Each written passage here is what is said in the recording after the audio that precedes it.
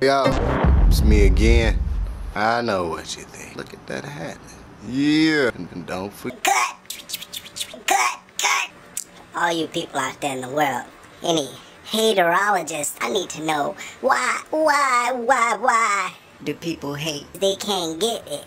They can't get it. They can't get it. They're not capable. That it that I can't get. That's the problem. If you got a hater, find out what he's hating on, make it better so he can hate worse. Yeah. Go ahead. They hate your success, hate your beauty, hate that you take care of yourself. They hate that you got your money and stuff right. You got yours right and they don't have theirs right, and they'll try to bring you down to their level because they're sad. So don't feed into it. It'll make you unhealthy. Go ahead and let them hate. Laugh in the face of it.